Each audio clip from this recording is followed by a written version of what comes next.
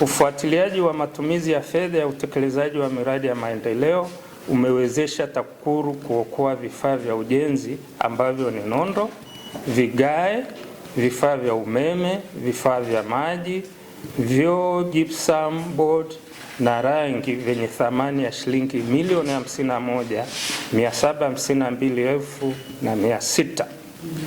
Ufuatiliaji wa TAKUKURU ulibaini mzabuni alinunua vifaa hivyo pasipo kuwasilisha kwenye mradi. Hivyo TAKUKURU ilimtaka mzabuni awasilishe vifaa husika kwenye mradi huo ambao ulikuwa ni ujenzi wa vyumba vya nyumba za watumishi shule ya msingi Magongwa, halmashauri ya wilaya ya Msalala. Kupitia mafunzo na elimu iliyotolewa TAKUKURU kuhusu maadili, uwajibikaji na madhara ya rushwa kwa watumishi wa afya wilaya ya Ushetu, uadilifu umeimarika na kupelekea ufanisi mkubwa katika utendaji kazi wa sekta hiyo. Awali kulikuwa na malalamiko mbalimbali ya upotevu wa mapato na huduma isiyoridhisha kwa wananchi. Kuimarika kwa uadilifu ambao umeongeza ufanisi wa kazi umethibitishwa na matokeo yafuatayo. Moja, mapato ya idara ya afya yameongezeka kutoka wastani wa shilingi milioni 3 kwa mwezi hadi shilingi milioni 14 kwa mwezi.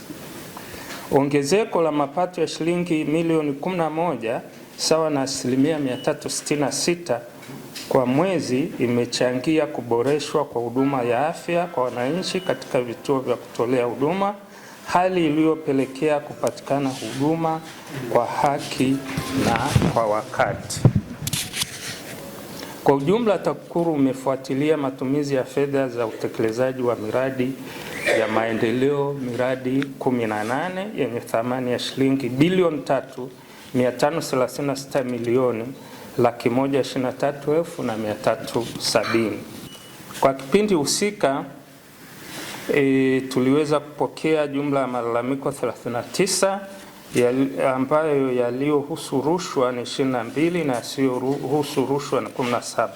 Malalamiko yanayohusu rushwa uchunguzi wake unaendelea, na yale ambayo hayakuhusu rushwa yalitolewa maelekezo na wengine wameshauriwa, ikiwa ni pamoja na kuyahamishia katika idara nyingine.